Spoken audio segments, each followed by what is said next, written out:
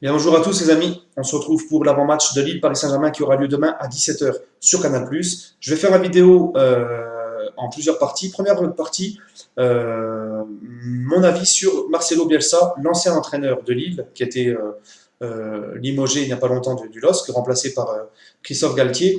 Et ensuite, présentation de cette équipe de Lille, et puis ce que j'attends des Parisiens et mon pronostic. Donc je commence, donc Lille, qui avait le gros projet avec Gérard Lopez qui arrive, l'argent et tout. Il prend Marcelo Bielsa, donc il refait le centre d'entraînement pour Bielsa, il le met bien, les conditions, tout est respecté pour Bielsa. Bielsa arrive, Bielsa, bon bah voilà, ça s'est cassé la gueule, ça n'a pas fonctionné, il est parti. Voilà, ça fait beaucoup de débats. Il y a les bielsistes, comme on dit, les pro-Bielsa qui le défendent corps et âme et qui nous disent que c'est un grand entraîneur. Et il y a ceux qui détestent Bielsa. Et puis moi, je suis au milieu en fait. Moi, je suis au milieu. Je suis ni anti ni pro Bielsa. Et je vais m'expliquer sur ça.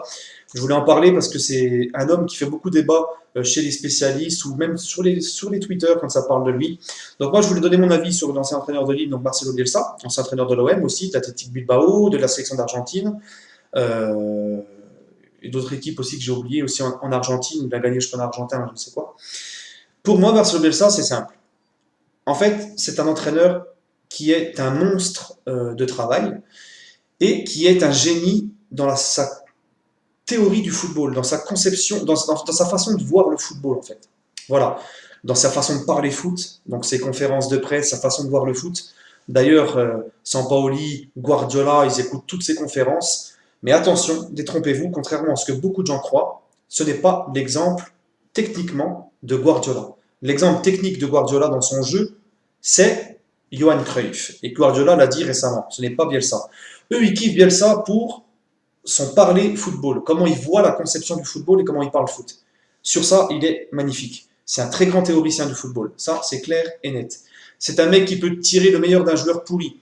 Il peut te faire devenir une 4L, il peut te la faire devenir une Ferrari, par exemple. On l'a vu comment il a changé Benjamin Mendy, on l'a vu comment il avait transformé le gros Gignac, parce qu'il faut dire la vérité, Gignac avait fait une grosse saison sous Bielsa, donc il faut voir comment il a changé le gros Gignac, comment aussi il avait fait exploser Payet. On a vu après Payet quand il est parti au West Ham, il était très fort. Là, il revient à Marseille, il ne sait plus jouer. Voilà, on voit quand même que Bielsa est un mec qui peut changer un joueur. Et aussi, Bielsa est un mec tout simplement qui te régale dans son jeu, quoi. Tu te régales. Mais comme, voilà, le problème, c'est que Bielsa, pour moi, ce n'est pas un grand entraîneur, même s'il a toutes ses qualités, car pour moi, premièrement, il est complètement starbé. Alors beaucoup disent oui, mais parce qu'il n'a pas entraîné de grands clubs, justement. Dites-moi quel grand club il a entraîné. Il n'a pas entraîné des Barça, des Real, des Juventus. Il a entraîné Marseille, Bilbao, que des clubs comme ça. Il n'a pas entraîné de grands clubs. Voilà, des gros clubs européens. Beaucoup diront oui, mais c'est parce qu'il est complètement déphasé. Il est fou. Personne, les grands clubs ne veulent pas le prendre parce qu'il est fou. On sait ce qu'il a fait à Marseille. Il les a plantés à la deuxième journée, je ne sais quand. Mais oui, mais je suis désolé. C'est justement parce qu'il est complètement défoncé, complètement allumé, le mec, qu'il a une case en moins, que ça ne fait pas de lui un grand entraîneur. Justement, il est là le problème. Il est complètement déphasé, le gars. C'est pour ça que ça ne fait pas de lui un grand entraîneur. Un grand entraîneur, il a la tête sur les épaules et il fait pas du chichi, des machins. Donc pour moi, voilà pourquoi déjà, il n'est pas un grand entraîneur. Deuxième chose, il n'a rien gagné pour moi. Bon, on va me dire, il a gagné le championnat argentin, ok, d'accord. Il a gagné les JO avec l'Argentine, ok, d'accord, si vous voulez. Mais sinon, il n'a rien gagné. Avec Marseille, il était premier à la trêve, champion d'automne. Ensuite, dégringolade jusqu'au bout. Paris finit champion et ils font une deuxième partie de saison où les résultats ils descendent. Et lui en fait c'est ça. Au début l'effet Bielsa, tout est en place, il choque tout le monde, ça enchaîne les victoires, on se régale. Mais après les mecs ils sont rincés parce qu'il est fort sur ses entraînements, il rigole pas, attention. Physiquement il les tue les mecs. Alors il les met bien et puis après tout s'écroule. Voilà pourquoi pour moi c'est pas un grand entraîneur.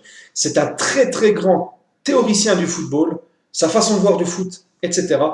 Mais ça s'arrête là. Et pour moi, il ne fait pas partie des grands entraîneurs. Ses résultats, ça ne dure que 6 mois. Et voilà. Après, vous avez le droit d'être pas d'accord avec moi, n'hésitez pas à donner votre avis par commentaire, etc. Moi, c'est mon avis sur Marcelo Bielsa. Voilà, maintenant le LOSC. Alors, le LOSC a été remplacé par Galtier. Alors, Galtier, c'est complètement l'opposé de Bielsa. Galtier, c'est on défend et on contre-attaque. On a vu avec Saint-Etienne, les mecs, tu regardes les matchs de Galtier, si t'es insomniaque, que tu n'arrives pas à trouver le sommeil, tu mets hop, une rediff d'un match sous l'air Galtier et tu dors direct. Il n'y a rien, il ne se passe rien, c'est le néant. Mais c'est quand même un bon meneur d'hommes qui arrive à tirer quand même un peu. On a vu quand même, il a eu des bons petits résultats avec Saint-Etienne. Il les a maintenus tout le temps vers la 5e, 6e place. Voilà, mais on se faisait vraiment chier. Les supporters de Saint-Etienne se rappellent comment il se faisait chier avec Galtier. Mais c'est quand même pas une pipe. Galtier, il a quand même, c'est un meneur d'hommes, il peut quand même faire des choses avec son effectif. Voilà, donc le LOSC, on va parler donc le LOSC, 23 matchs, 7 victoires, 4 nuls, 12 défaites. Le LOSC est 17e avec 25 points, un petit point seulement sur le premier, sur le barragiste 3, 18e, parce que c'est plus le premier relégable, maintenant c'est le barragiste. Donc, le LOSC, entre guillemets, on va dire la vérité, ils vont très mal. C'est loin, loin, loin du projet espéré par Gérard Lopez, etc. Donc, je vais revenir sur les 4 derniers matchs au championnat de Lille. C'est pas la peine de reparler de la Coupe de France, Coupe de la Ligue et tout. Les 4 derniers matchs en Ligue 1 de Lille. Donc, le LOSC s'est imposé à Caen 1-0. Après, le LOSC perd face à Rennes 2-1 à la maison. Ensuite, ils perdent 1-0-3. Et là, le dernier match, ils ont gagné 2-1 face à Strasbourg, avec un but dans les dernières minutes. Donc, on voit que Galtier commence à mettre en place les choses. Ça commence un peu à... Voilà. Mais c'est des résultats en dents de scie. Ils sont capables du pire comme du meilleur. Mais Galtier vient d'arriver. Je suis persuadé qu'ils vont se maintenir et qu'il va remonter la pente. J'ai oublié aussi de vous dire qu'ils ont 21 buts pour et 34 buts encaissés. Donc ils marquent très peu et ils encaissent énormément de buts. Voilà.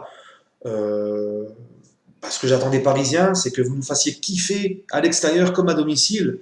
Donc, purée, jouer comme à domicile. À domicile, on est à 15 matchs, 15 victoires.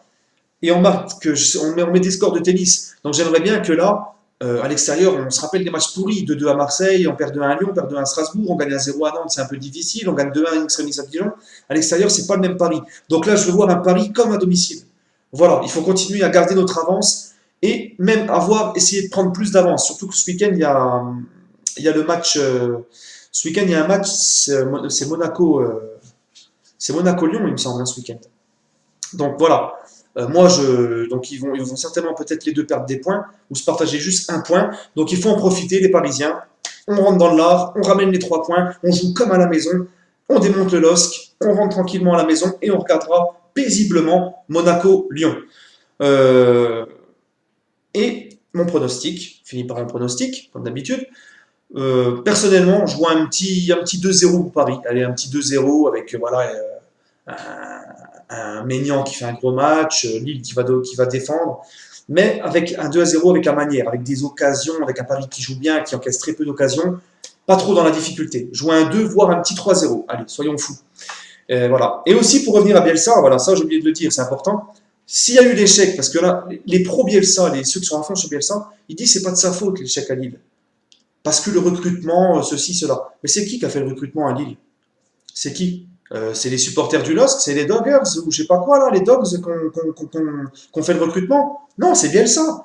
Il a viré Eneyama, il a viré comment il s'appelle là, de Préville, il a viré Mavouba, il a viré des tauliers dans cette équipe. Donc, et il a pris des jeunes américains du Sud, on ne sait même pas d'où ils sortent, de Chicano CFC ou je ne sais quoi. Mais c'est aussi de sa faute. Le truc sur le recrutement, c'est lui qui a voulu ces joueurs-là et virer les joueurs cadres. Et ça, c'était une erreur. Sur ce, les amis, donnez-moi votre pronostic pour Lille-Paris Saint-Germain. Moi, je dis 2-3-0, allez hop, soyons fous. N'hésitez pas à vous abonner, à liker ma vidéo. Sur ce, je vous souhaite une agréable journée. Allez, Paris!